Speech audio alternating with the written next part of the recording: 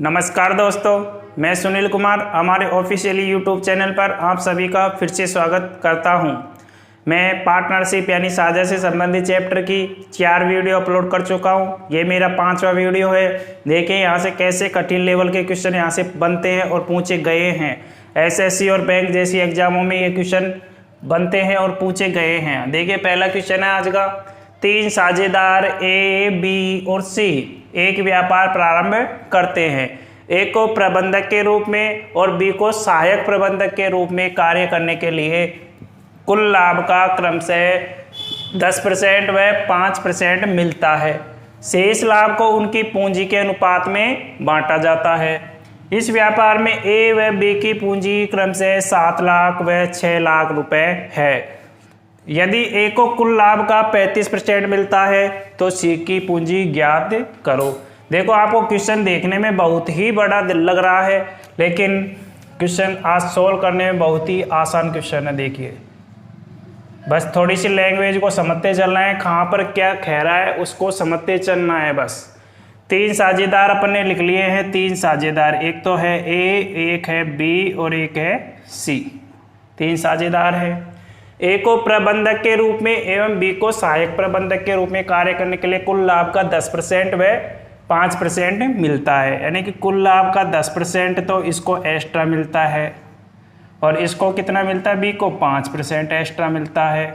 ठीक है, आगे क्वेश्चन कह रहे हैं शेष लाभ को उनकी पूंजी के अनुपात में बांट दिया जाता है। अब पूंजी, अब ए बी की पूंजी तो अपन को दे रखी है 7 लाख। 7 लाख में से केवल 7 ही काम में ले रहे हैं अपन, और 6 लाख में से केवल 6 ही काम में ले रहे हैं, क्योंकि लाख के जीरो को अपन लेके चलेंगे तब भी वो आगे जाके कटेगी। यदि ए को कुल लाभ का 35%, यदि ए को कुल लाभ का 35% यानी जितना भी कुल लाभ हो रहा है उसका 35% किसको मिला है, ए को मिला है। तो ए को 35% मिला है, यहाँ पे 35% मिल गया। अभी अपन इसको यहाँ से हटा देते हैं ताकि कंफ्यूजन ना हो। देखिए 35% इसको मिला है तो अपन देखिए इसको इसमें भाग दे देते हैं 35% में। इसका भाग दिया तो कितनी बार गया, 5 बार भाग गया। 7 पंजो 35। अब बी के इससे से गुणा कर देंगे तो कितना आएगा, 5 को 5 6 का 30, यानी 30% इसका हिस्सा होगा। कब होगा, जब कुल लाभ का हिसाब हुआ तब जाके ए का हिस्सा तो 35% है और बी का हिस्सा 30% है। लेकिन इन दोनों, ये ए और बी दोनों क्या होते हैं, सक्रिय साझेदार के रूप में काम भी करते हैं, तो इसको तो 10% एक्स्ट्रा और मिलता है, ये भी ऐड हो जाएगा। और इसको 5% एक्स्ट्रा मिलता है, ये भी ऐड हो जाएगा। दोनों को ऐड कर दीजिए। दोनों को ऐड किया तो ये तो 45% हो गया है, और ये कितना परसेंट हो गया है, 35% हो गया है। अब देखिए सी के बारे में तो अपन को कुछ नॉलेज ही नहीं दे रखी, इसमें कुछ भी नहीं कह रहा है सी के बारे में। तो अब देखो वो कह रहा है, एक लाइन लिख रखी है शेष लाभ को उनकी पूंजी के अनुपात में बांटा जाता है।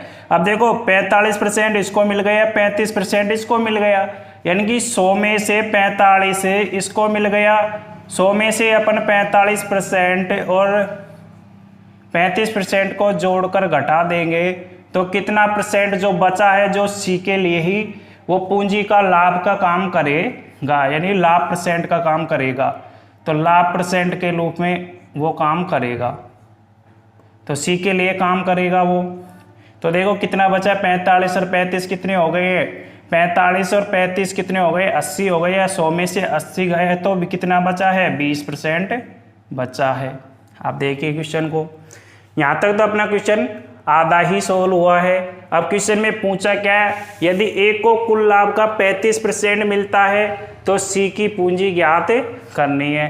तो देखिए एक तो व्यक्ति अपन ने ले लिया है ए की पूंजी तो अपन को दे रखी है अनुपात के रूप में, तो 7 दे रखी है, 7 लाख। और सी की पूंजी, अब सी की पूंजी तो ज्ञात करनी होगी अपन को, क्योंकि ज्ञात करनी है तो ज्ञात कर लेंगे। तो अब देखो ए की पूंजी कितनी दे रखी है, 7 दे रखी है अनुपात के रूप में। सी की पूंजी अपन को ज्ञात करनी है तो x मान लेते हैं।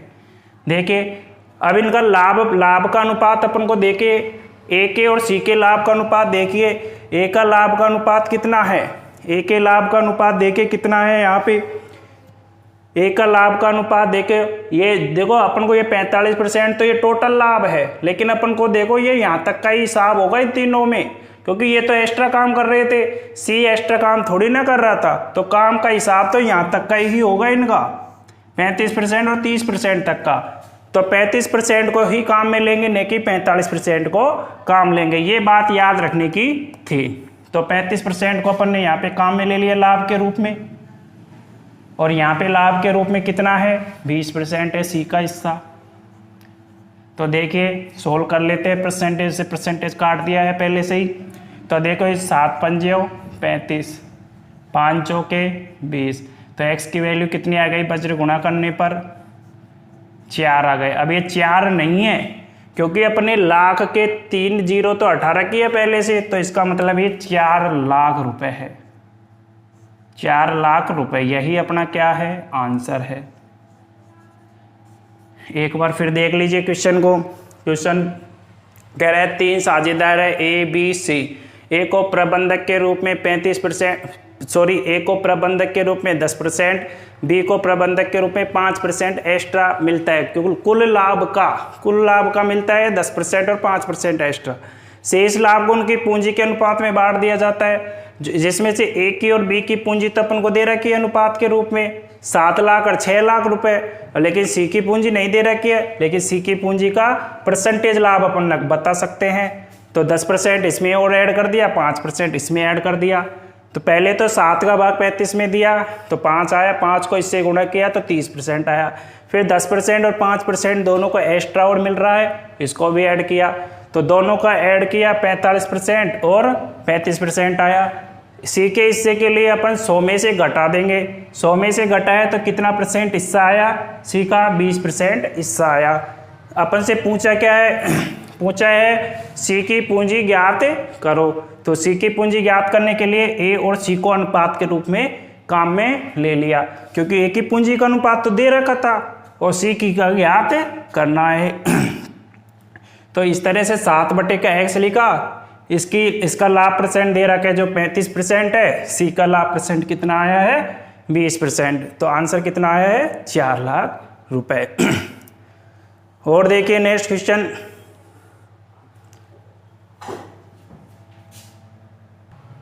देखिए नेक्स्ट क्वेश्चन है, एक व्यापार में 3 साझेदारों के लाभ का अनुपात 5:7:8 का अनुपात है। इनका धन क्रम से 14, 8 और 7 माह के लिए निवेशित रहा, तो इनकी पूंजी का अनुपात अपन को ज्ञात करना है।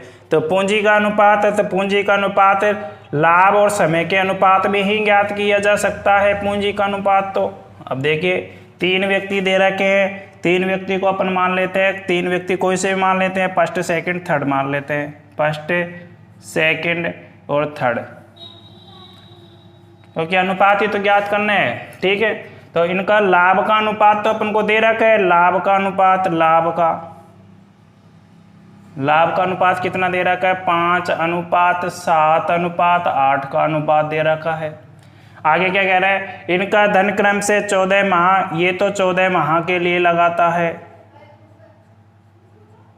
ये 8 माह के लिए और ये 7 माह के लिए लगाता है, ठीक है। तो ये तो माह दे रखा है, लेकिन अपन को तो पूंजी का अनुपात ज्ञात करना है। पूंजी कैसे ज्ञात होगी, लाभ बटे समय के अनुपात के रूप में पूंजी ज्ञात होती है, लाभ बटे समय। तो लाभ बटे समय, अपन को लाभ बटे समय देख लेते हैं। तो लाभ देखो, लाभ तो 5 हो रहा है, समय का अनुपात कितना है, 14 है, ठीक है, 14 माह के लिए। और ये क्या है, इसका लाभ क्या है, 7 है, और इसका माह कितने महीने के लिए लगा रहा है, 8 माह के लिए। इसने 8 इसका अनुपात दे रखा है, पूंजी का लाभ का अनुपात दे रखा है 8 और माह का अनुपात दे रखा है 7। अब भिन्न का अनुपात ज्ञात करना तो अपन जानते हैं, तो भिन्न का अनुपात ज्ञात कर लेते हैं, फर्स्ट सेकंड थर्ड का भिन्न का अनुपात, क्योंकि हर को छुपा लेंगे और उसके अंश शेष बचे हरों को गुणा करके उसके अंश से गुणा कर देंगे। तो कर दीजिए, देखो 5 यहाँ पे लिख ही रखा है, इसको छुपा लिया, इन दोनों को गुणा करके ऊपर लिख दिया है 8 × 7। इसी तरह से इसको छुपा लिया है, शेष को गुणा कर देंगे, यानी कि 7 गुणा 14 गुणा 7, 7 गुणा 14। फिर थर्ड के लिए देखिए, थर्ड के लिए 8 तो ऊपर है ही, 7 को छुपा लेंगे यहाँ से, 8 और 14 को गुणा कर देंगे। अब देखिए कुछ कट रहा है तो काट दीजिए, कट रहा है, देखिए 7 कट रहा है, 7 और 7 दूनी के 14, ठीक है। अब देखो 2 से भी कट सकता है, 2 सत्ते 14 और 2 चौके 8, 2 चौके 8। और भी सोल्व हो सकता है क्या? और सोल्व नहीं हो रहा है, देखिए और सोल्व नहीं हो रहा है तो गुणा कर दीजिए इसे ही, 5 चौके 20, 7 7 49 और 8 ऊँटी 64। तो यही अपना क्या आ गया है? अनुपात आ गया, पूंजी का अनुपात आ गया है। यही अपना क्या है? आंसर। एक बार फिर देख लीजिए क्वेश्चन को। क्वेश्चन कह रहा है एक व्यापार में 3 साझेदारों के लाभ का अनुपात दे रखा है 5:7:8 का अनुपात अपन को लाभ का अनुपात दे रखा है।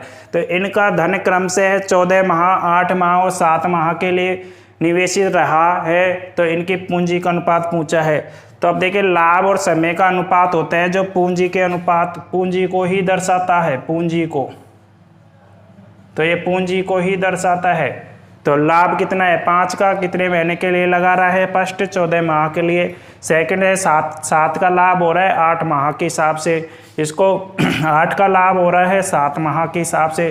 तो भिन्न का अनुपात ज्ञात करना तो मैंने सिखाया है, हर को छुपाया, शेष हरों को गुणा करके उसके अंश से गुणा कर दिया है। तो इस तरह से काम किया है अपन ने। अनुपात आया है 20:49:64। और देखिए नेक्स्ट क्वेश्चन किस टाइप के यहाँ से बनते हैं। देखिए अपना नेक्स्ट क्वेश्चन है तीसरा। राम ने 600 रुपये लगाकर एक व्यापार प्रारंभ किया। 3 महीने बाद श्याम और 6 महीने बाद मोहन भी साझेदार बन जाता है। यदि वर्ष के अंत में लाभ को 4:5:3 के अनुपात में बांटा जाता है तो श्याम की पूंजी मोहन की पूंजी से कितनी अधिक है? ये क्वेश्चन में अपन से पूछी गई है। अब देखो कैसे क्वेश्चन को सोल्व करना है वो देखिए। क्वेश्चन है अपना, एक व्यक्ति है राम, एक व्यक्ति है श्याम, एक व्यक्ति है मोहन, 3 ही व्यक्ति है। अब देखो राम है जो 600 रुपये लगाता है, 600 रुपये लगाकर व्यापार प्रारंभ करता है। और आगे क्या कह रहा है? आगे कहता है 3 महीने बाद, 3 महीने बाद कौन आता है? श्याम आता है। 3 माह बाद कौन आता है? श्याम। और मोहन के बारे में क्या कह रहा है? मोहन 6 महीने बाद आता है, 6 माह बाद। अब आगे क्वेश्चन कह रहा है यदि वर्ष के अंत में लाभ, अब देखो लाभ का अनुपात दे रखा है अपन को, ये लाभ का अनुपात दे रखा है 4:5:3 का अनुपात दे रखा है। क्वेश्चन में पूछा है तो श्याम की पूंजी मोहन की पूंजी से कितनी अधिक है? तो अपन को न तो पूंजी दे रखी है, पूंजी नहीं दे रखी, न तो श्याम की पूंजी दे रखी है, न मोहन की पूंजी दे रखी है। तो पहले पूंजी ज्ञात करते हैं। तो श्याम की पूंजी, अब देखो अनुपात के रूप में ज्ञात कर लेते हैं पूंजी भी। एक तो है राम, एक है श्याम। राम और श्याम का अनुपात काम में ले लेते हैं पहले तो अपन यहाँ से।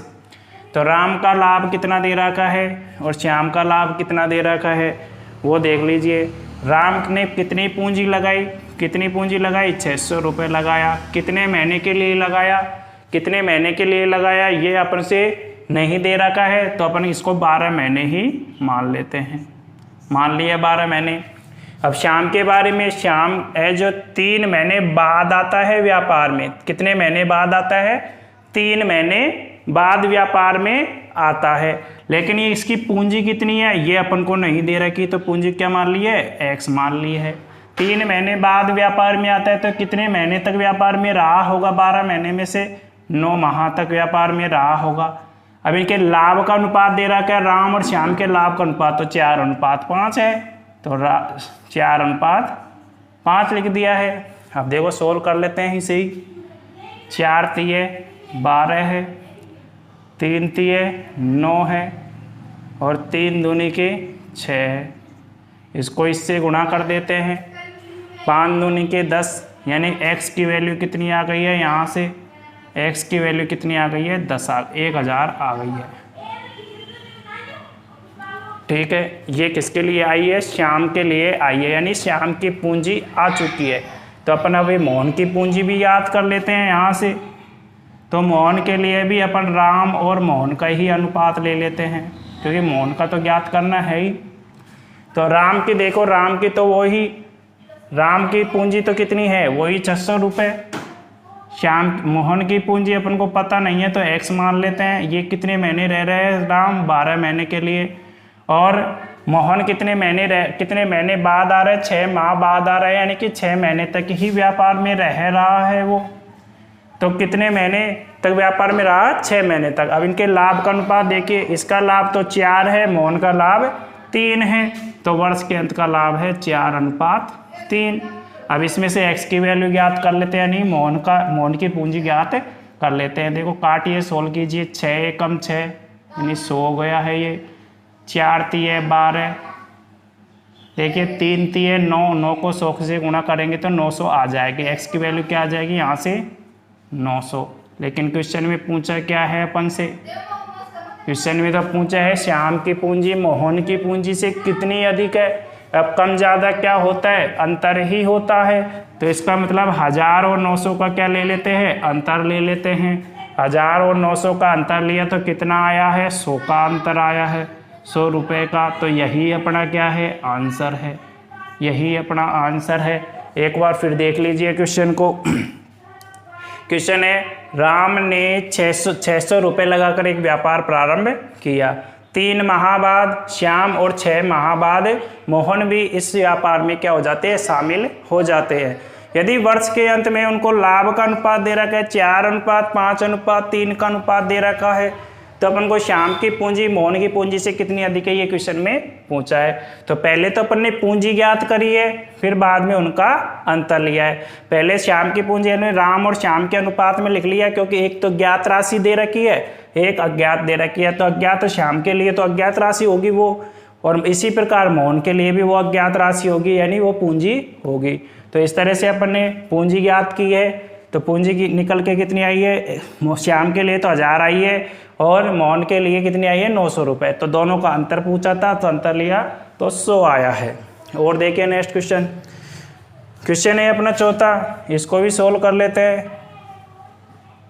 2 व्यक्ति दे रखे हैं x और y, एक साझा व्यापार करते हैं कि साझे का एक व्यापार करते हैं, साझा करते हैं। यदि वो कुल धन का x है, जो कुल धन का कितना भाग लगाता है, 1/3 भाग लगाता है कुल धन का, यानी कुल धन 3 था, 3 में से एक ही हिस्सा किसका है, x का है। और ये क्या कह रहा है आगे जाके, 9 माह के लिए लगाता है, समय कितना दे दिया इसका, 9 माह लगाता है x। आगे क्वेश्चन क्या कह रहा है, यह और y को लाभ का, अब इसको लाभ का यानी कि लाभ का 2/5 भाग हो रहा है, लाभ 2 यानी कुल लाभ में से कुल 5 भाग है, जिसमें से श्याम का लाभ, y का लाभ कितना है 2, और शेष बचा लाभ किसका होगा, x का होगा। अब यहाँ पे देखिए 3 है जो टोटल पूंजी है, जिसमें से एक पूंजी किसकी है, x की है, और शेष बची पूंजी क्या है 2 किसकी पूंजी होगी, y की पूंजी होगी। लेकिन अपन से क्वेश्चन में पूछा क्या है कि y का धन कितने समय तक व्यापार में रहा, समय अपन से पूछा है। तो कैसे अपन क्वेश्चन को सोल्व करेंगे वो देखिए। तो अनुपात रूप में ही क्वेश्चन को सोल्व कर लेते हैं, x/y। अब देखो x के बारे में, x है जो x की टोटल पूंजी, देखो 3 में से एक ही पूंजी इसकी है, टोटल पूंजी तो 3 है, टोटल पूंजी तो कितनी है 3। अब 3 में से एक पूंजी किसकी है, 3 में से एक पूंजी तो x की है, कितने महीने के लिए है, 9 माह के लिए है। अब y के बारे में, अब y की पूंजी का तो अपन को पता ही नहीं है, तो y की पूंजी का पता नहीं है, तो y की पूंजी, अब देखो इसका, देखो ये तो 3 में से एक तो इसकी रह गई, अब 3 में से एक को घटा देंगे तो शेष पूंजी किसकी रही होगी, y की पूंजी रही होगी। ठीक है, अब अपन को y की पूंजी रही है, तो लेकिन y का अपन को समय ज्ञात करना है, तो y का समय अपन ने मान लिया है x। अब लाभ का अनुपात देखिए, अब देखो y के लिए तो लाभ 5 में से, टोटल 5 लाभ में से 2 लाभ तो किसको हो रहा है, y को हो रहा है, 2 लाभ तो वाई को हो रहा है। अब शेष बचा 5 में से 2 को घटा देंगे तो कितना बचा शेष लाभ, 3 लाभ किसको हो रहा है, एक्स को हो रहा है। तो इसे ही सोल्व कर लेते हैं अपन। देखो 3 3 9, 2 एकम 2, यानी एक्स की वैल्यू कितनी आई है, यहाँ से वज्र गुणा कर देंगे तो एक्स की वैल्यू 3 निकल कर आई है, 3 निकल के आई है। यही अपना क्या है, आंसर है। यानी कि 3 माह तक व्यापार में कौन रहा है, वाई रहा है। तो अपन इसको वाही मान लेते हैं यहाँ पे, क्योंकि कन्फ्यूजन हो जाएगा नहीं तो। वाही मान लेते हैं यहाँ पे, ठीक है, क्योंकि वाई की ही पूंजी है तो वाई के लिए ही वाई को ही मान लिया है अपन ने। तो वाई की ही वैल्यू कितनी आई है, 3 आई है। यानी कि वाई 3 समय के लिए, 3 माह के लिए ही व्यापार में रहा है। 3 माह के लिए ही व्यापार में रहा, यही अपना क्या है, आंसर है। एक बार फिर देख लीजिए क्वेश्चन को। क्वेश्चन कह रहा है एक्स और वाई एक साझा का व्यापार करते हैं। एक्स कुल धन का 1/3 यानी कुल बान तो 3 है, जिसमें से एक हिस्सा किसका है, एक्स का है। शेष बचा जो हिस्सा वाई का होगा। अब देखिए कितने महीने के लिए लगाता है, ये तो 9 महीने के लिए। इसका समय अपन से पूछा है और इसका वाई का लाभ दे रहा है, यानी कि वाई है जो 5 में से 2 का लाभ इसको हो रहा है वाई को, तो शेष लाभ किसको हुआ होगा, 3 का लाभ किसको हुआ होगा, एक्स को। तो इस तरह से क्वेश्चन को सोल्व किया तो वाई की वैल्यू यानी कि वाई का जो कितने समय तक रहा, 3 माह तक व्यापार में रहा। और देखिए नेक्स्ट क्वेश्चन किस टाइप के यहाँ से बनते हैं। देखिए नेक्स्ट क्वेश्चन है 5वां। ए और बी एक चरागाह किराए पर लेते हैं जिसका कुल किराया 1250 रुपये है। ए उसमें से 24 गाय 6 माह के लिए, बी 16 भैंस 4 माह तक चराता है। यदि 3 गाय उतनी ही घास खाती है जितना कि 2 भैंस खाती है, तब बी कितना रुपए किराया देता है, ये क्वेश्चन में अपन से पूछा है। अब देखिए कैसे क्वेश्चन को सोल्व करते हैं। बड़ा ही आसान क्वेश्चन है। 2 व्यक्ति है, एक तो व्यक्ति है ए और एक व्यक्ति है बी। एक व्यक्ति है ए और एक व्यक्ति है बी। अब देखो कुल किराया दे रखा है 1250 रुपये। ए उसमें से 24 गाय, कितनी गाय, 24 गाय, कितने महीने के लिए, 6 माह के लिए। और बी है जो क्या कर रहा है, बी है जो 16 गाय 16 भैंस, कितने महीने के लिए, 4 माह के लिए, 4 माह के लिए चराता है। यदि 3 गाय उतना ही घास खाती है जितना कि 2 भैंस खाती है, तो ये बात अपन को लिख रखी है क्वेश्चन में। लिख रखी है कि नहीं लिख रखी, लिख रखी है। तो इसका मतलब क्या हो गया, इस तरह के अनुपात के बारे में तो मैंने अनुपात के चैप्टर में काफ़ी चर्चा की और काफ़ी क्वेश्चन कराए हैं।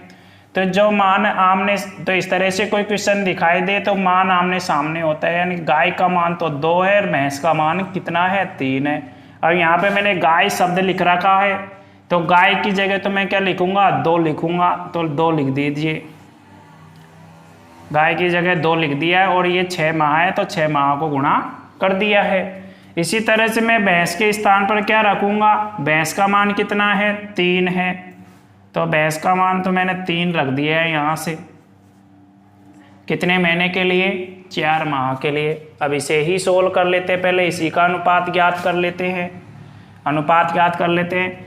देखो सोल्व कीजिए, 4 से काट दीजिए इसे, 4 6 24, 4 6 24, 3 दूनी के 6, 3 दूनी के 6 और 4 चौक 16।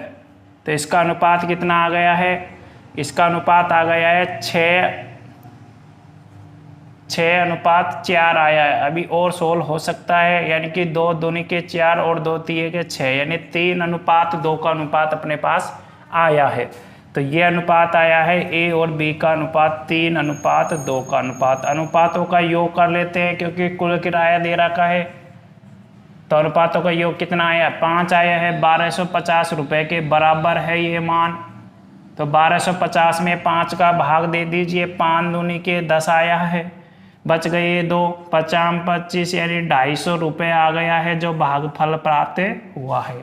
तो बी का कितना रुपए किराया देना पड़ा, तो बी को अनुपात से गुणा कर देंगे 250 को, तो 250 गुणा कर देंगे तो कितना आएगा, 250 का दोगुना कितना होता है, 500 ही होता है। तो 500 रुपये अपना क्या आ गया है, आंसर आ गया है। 500 रुपये ही आंसर है अपना। एक बार फिर क्वेश्चन को देख लीजिए। क्वेश्चन कह रहा है ए और बी एक चरागाह किराए पर लेते हैं जिसका कुल किराया 1250 रुपये है। ए है जो 24 गाय 6 माह के लिए, बी है जो 16 भैंस 4 माह के लिए चराता है। और आगे क्या कह रहा है कि आगे क्वेश्चन कह रहा है कि यदि 3 गाय उतना ही घास खाती है जितना कि 2 भैंस खाती है, यानी ये लैंग्वेज को समझना था अपन को बस इस क्वेश्चन में, और बाद बाकी क्वेश्चन अपन सोल्व करना जानते हैं।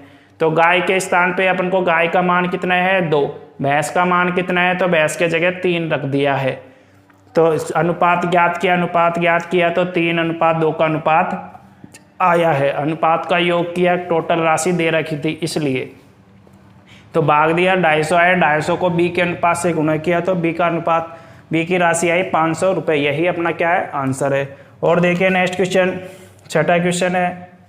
आशीष ने 5 लाख रुपए के प्रारंभिक निवेश से एक व्यापार प्रारंभ करता है। प्रथम वर्ष में उसे 4% की हानि होती है, दूसरे वर्ष में उसे 5% का लाभ होता है, तीसरे वर्ष में उसका लाभ बढ़कर 10% हो जाता है।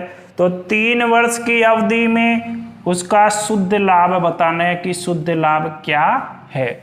अब देखो अपन ने लाभ हानि के चैप्टर में, बट्टे के चैप्टर में एक कंसेप्ट पढ़ा था अपन ने, समतुल्य बट्टा। तो पहले तो अपन समतुल्य बट्टा यानी समतुल्य चीज निकालेंगे, यानी कि तीनों को वर्षों में उसके जो लाभ हुआ वो कितना हुआ है। तो और अपन को जो राशि दे रखी है, जो राशि आएगी उसमें से अपन इसको घटा देंगे तो अपने पास शुद्ध लाभ आ जाएगा। तो ज्ञात कीजिए। देखो तो उसी कंसेप्ट का क्वेश्चन है ये लगभग। तो 5 लाख रुपए अपन को दे रखे हैं, ये 5 लाख गुणा 4% की हानि होती है, तो इसका मतलब कितने में बेचा होगा, 96 में बेचा होगा उसको। दूसरे वर्ष में उसे 5% का लाभ होता है, इसका मतलब 105 रुपये में उस वस्तु को प्राप्त किया होगा, यानी मिली होगी उसको। और तीसरे वर्ष में 10 बढ़कर वो 10% हो जाता है, तीसरे वर्ष में वो वस्तु 110 रुपये में मिली होगी। सोल्व कर लीजिए क्वेश्चन को। देखो 2 0 से ये 2 0, ये 2 0 से ये 2 0, और इस 1 0 से ये 1 0 और कैंसिल, इस 1 0 से भी इस 1 0 कैंसिल। अब सभी को गुणा कर लेते हैं, नीचे की 0 खत्म, ऊपर की भी 0 खत्म, सब के सब। तो गुणा कर लेते हैं। तो गुणा करिए, इसको गुणा कर लेते हैं। पहले 5 को इससे गुणा कर लेते हैं 96 से, 5 6 का 30, हासिल की 3, 5 नाम 45, 45 और 3 48, यानी इन दोनों का काम तो खत्म हो गया। अब 11 गुणा 5 भी कर लेते हैं। 11 गुणा 5 किया तो कितना आ गया, 11 5 55, 11 5 55, 11 एकम 11, ये आ गया। अब इसको ही गुणा करना है अपन को, तो गुणा कर लीजिए आराम से। 11 55 गुणा 448, सॉरी 480, गुणा कर दीजिए।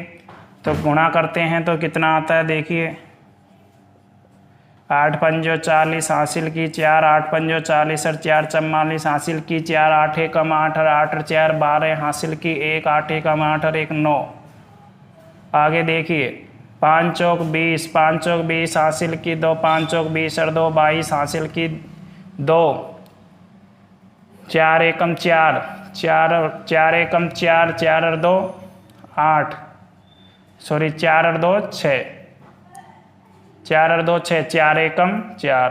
तो अपने गुणा करने पर आंसर क्या आया, अभी क्या आया है अपना मान, अपना मान आया है, सॉरी ये 5 होगा, यानी अपना मान आया है 5,54,400 रुपये। ये अपने पास शुद्ध लाभ नहीं आया है अभी भी। शुद्ध लाभ ज्ञात करना है अपन को, तो ये तो तीनों वर्षों का लाभ आया है। शुद्ध लाभ ज्ञात करने के लिए क्या करें, अपन को पूरे 5 लाख में से इसको घटा देंगे, 5,54,400 में से 400 में से 5,54,400 में से अपन 5 लाख को घटा देंगे, तब जाके शुद्ध लाभ आएगा। तो शुद्ध लाभ ज्ञात कर लेंगे अपन यहाँ से। तो 1 0 1 0 4 के 4, इस 4 के 4 और 5 के 5 और ये 0 के 0, यानी कि इतने रुपए का शुद्ध लाभ हुआ है। यानी कि 54,400 रुपये का ही शुद्ध लाभ हुआ है। ये शुद्ध लाभ है, शुद्ध लाभ है। ये शुद्ध लाभ, यही अपना क्या है, आंसर है। 54,400 रुपये का ही शुद्ध लाभ हुआ है, यही अपना आंसर है। एक बार फिर क्वेश्चन को देख लीजिए। क्वेश्चन देखो, 5 लाख रुपए के प्रारंभिक निवेश से एक व्यापार प्रारंभ किया जाता है जिसमें 4% की हानि प्रथम वर्ष में हो जाती है। यानी कि 4% की हानि का मतलब 96 रुपये में वो वस्तु प्राप्त हुई होगी, और 5% का लाभ होता है द्वितीय वर्ष में। तो द्वितीय वर्ष में 5% का लाभ होता है, यानी 105 में वो वस्तु मिली है। बाद में जाके 10% और बढ़ जाता है तो 110 रुपये का लाभ हुआ है। तो 3 वर्ष की अवधि के बाद का उसका शुद्ध लाभ बताना था। तो पहले तो शुद्ध लाभ ज्ञात किया अपन ने इस तरह से। शुद्ध लाभ आया है 5,54,400 रुपये। 5,54,400 रुपये में से अपन को जो लाभ दे रखा था उसे ही घटा दिया, यानी कि जो राशि अपन ने प्रारंभिक निवेश में लगाई थी उस राशि को घटा दिया। तो शुद्ध लाभ आया है 54,400 रुपये का, यही अपना आंसर है। और देखिए नेक्स्ट क्वेश्चन, देखिए अपना नेक्स्ट क्वेश्चन है, निम्नलिखित जानकारी के आधार पर निम्न 7 से लेकर 10 प्रश्नों का उत्तर अपन को देना है। और जिसमें जानकारी अपन को क्या दी गई है, ए के रूप में जानकारी दी गई है। A, B, C क्रम से 24,000, 36,000 और 48,000 रुपये निवेश कर व्यापार की शुरुआत करते हैं। और आगे क्या कह रहे हैं, प्रत्येक 6 माह पर A 4,000 रुपये, B 3,000 रुपये निवेश करते हैं। ये तो दोनों तो निवेश करते हैं यानी और लगाते हैं, तथा C 4,000 रुपये क्या करते हैं, निकाल लेता है। C 4,000 रुपये क्या करता है, निकाल लेता है। तो सक्रिय साझेदार होने के कारण 5,000 रुपये वार्षिक भुगतान किया जाता है। सक्रिय साझेदार होने के कारण किसको, C को। सक्रिय साझेदार होने के कारण C को क्या किया जाता है, वार्षिक भुगतान और किया जाता है। तो सक्रिय साझेदार कौन है, यहाँ पे C है। ये C सक्रिय साझेदार होने के कारण 5,000 रुपये का भुगतान किया जाता है, तथा ये राशि A तथा B के लाभ के अपने हिस्से में से देते हैं। A तथा B अपने लाभ के हिस्से में से देते हैं। यदि 1 वर्ष बाद व्यापार में 43,800 रुपये का लाभ हुआ है तो इन प्रश्नों का जवाब अपन को देते चलना है। अब देखो कैसे क्वेश्चन को सोल्व करना है वो देख लेते हैं। कैसे कैसे क्वेश्चन यहाँ से कैसे क्वेश्चन को सोल्व करते चलना है वो देखिए। अपन से पूछा है पहला क्वेश्चन 7वां है, A, B तथा C किस अनुपात में लाभ को बांटेंगे। अब देखो किस अनुपात में लाभ को बांटेंगे, 3 व्यक्ति दे रखे, एक तो है A, एक है B और एक है C। 3 व्यक्ति दे रखे हैं। अब देखो तीनों व्यक्तियों में जो पहले तो जो राशि दे रखी थी 24,000, 36,000 और 48,000 रुपये, जो देखो प्रत्येक 6 माह बाद भी ये चेंज करते हैं अपनी राशि को। तो 6 माह से पहले का हिसाब तो इन राशि के साथ होगा, 6 माह के बाद का हिसाब इस राशि को जोड़ने के बाद होगा। तो पहले इसका हिसाब कर देते हैं। 24,000 की जगह अपन 24 ही लिख लेते हैं। यहाँ पे 24 का हिसाब हुआ 6 महीने के बाद। इसी तरह से इस 36 का हिसाब हुआ कितने महीने के बाद, 6 महीने तक ही।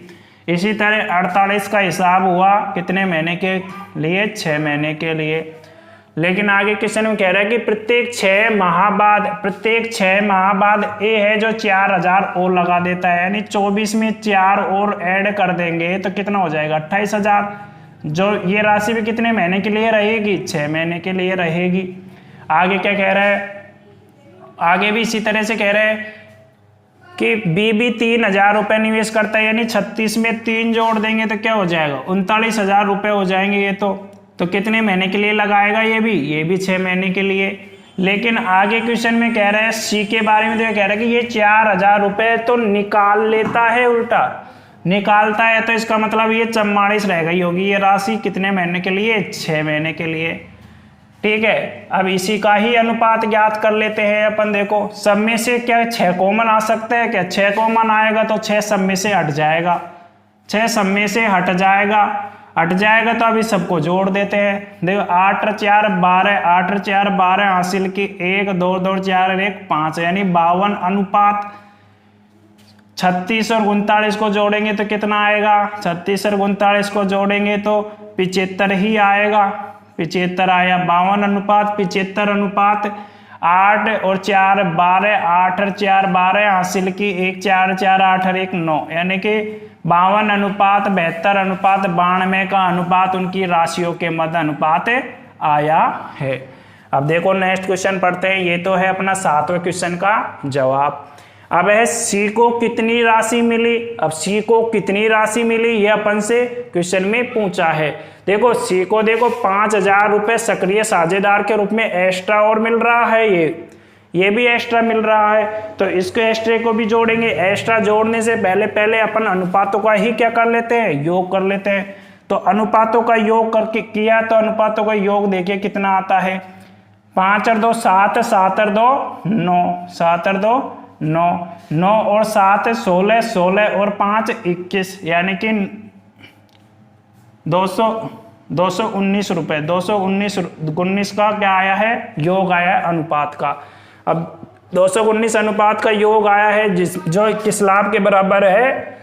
43,800 रुपये के बराबर है। तो इसके बराबर है 43,800 रुपये के बराबर, इस राशि के बराबर है।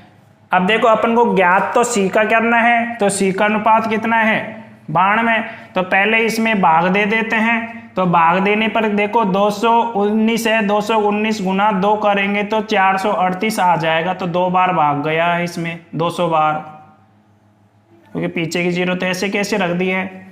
ठीक है, अब 200 को सी के अनुपात से ही गुणा कर देते हैं, सी के अनुपात से गुणा कर देते हैं। अपन ये कौन सा क्वेश्चन सोल्व कर रहे हैं? सेकंड यानी 8वां क्वेश्चन सोल्व कर रहे हैं। तो सी के अनुपात से गुणा कर देंगे 200 को, तो कितना आ जाएगा? देखिए गुणा कर दीजिए। 2 0 तो मैंने ऐसे कैसे लिख दी है, 2 दूनी के 4, 9 दूनी के 18, यानी कि 18,400 रुपये जो सी की राशि आई है अभी तो। लेकिन सी की कुल राशि ज्ञात करनी है, क्योंकि सी है जो सक्रिय साझेदार भी है यहाँ पे, तो सी के सक्रिय साझेदार वाली राशि को भी इसमें जोड़ देंगे, यानी कि 5,000 को भी इसमें जोड़ देंगे। तो कितनी राशि आ गई है सी के लिए? कितनी आ गई है? 8 और 5 13 हासिल की 1, यानी कि 23,400 रुपये की राशि सी की हो गई है। 23,400 रुपये की राशि सी को प्राप्त हुई है। किसको मिली है? ये सी को मिली है। सी का हिस्सा कितना आ गया है? 23,400 रुपये का। तो ये सी का हिस्सा है। अब आगे देखो नेक्स्ट क्वेश्चन। सी को देने के बाद ए के पास अंत में कितने रुपए बच जाएंगे? अब देखो सी को देने के बाद में, अब देखो ए है जो सी को तो क्यों देगा? क्योंकि उल्टा है, जो ए है जो सी को दे रहा है, तो ए सी को दे रहा है, तो अपन कैसे निर्धारित कर सकते हैं कि ए सी को दे रहा है? अब इन्होंने दे तो दी पूंजी, लाभ को अपने हिस्से में से देते हैं, लाभ को अपने हिस्से में से देते हैं। लेकिन ये बात कर रहे हैं, जो किसकी बात कर रहा है? ए के पास अंत में कितने रुपए बच जाएंगे।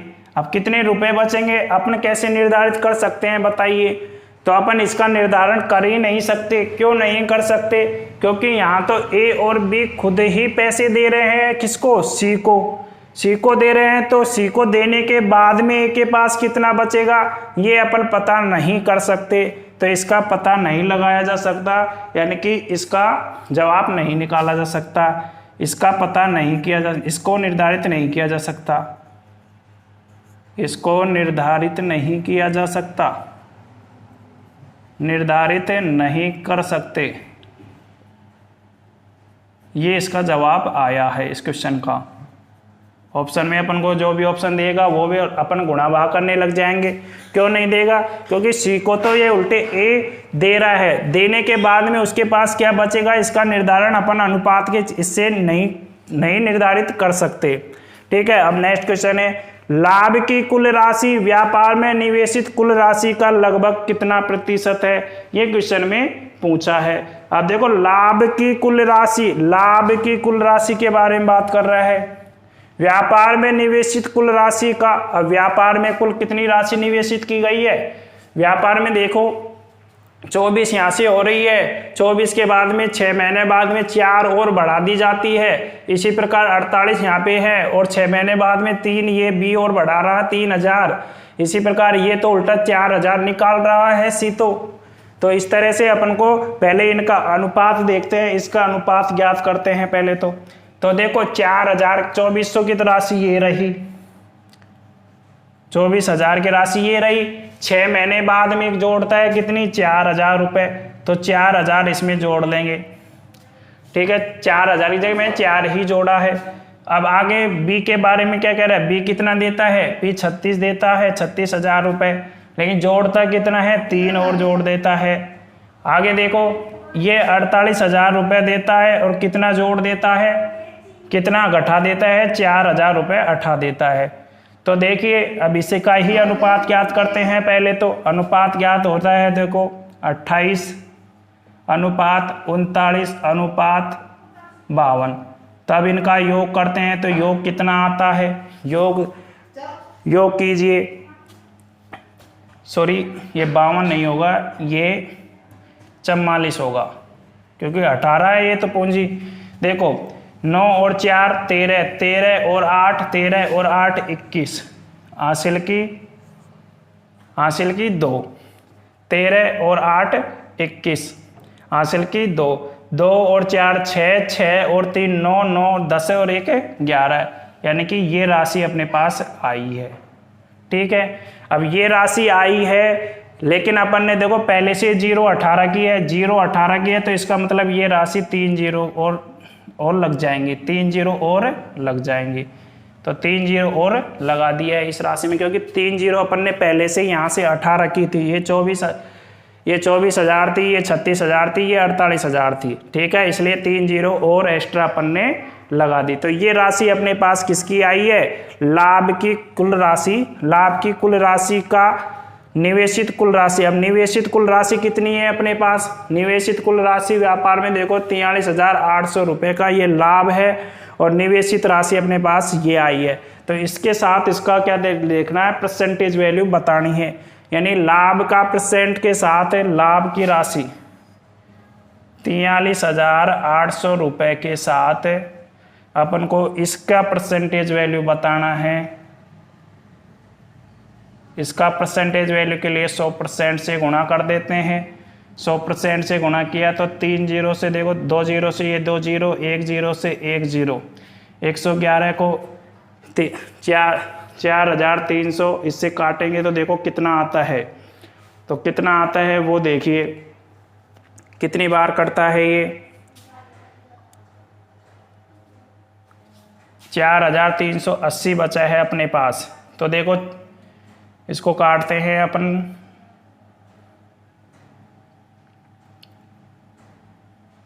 1 और 1 2 3, 8 8 और 4 12, 12 और 3 15, हाँ 3 से कट जाएगा ये, देखो 3 से कट रहा है, 3 3 9, 3 3 9, फिर बच गया 2 3 7 21, फिर 3 से कट जाएगा ये पूरी राशि, 3 एकम 3, बच गया 1, 3 चौक 12, 3 चौक 12, बच गए 1, 3 6 18। अब देखो 37 का भाग इसमें दीजिए, पीछे का अंक 6 है, देखो 7 3 21, 7 चौक 28, 7 5 35, 7 6 42, 7 7 49, 7 8 56, यानी कि 8 बार शायद इससे कट सकता है। देखिए 8 बार, देखो 8 से गुणा करते हैं, 7 चौक 28, 7 चौक 28, इसको देखते हैं अपन।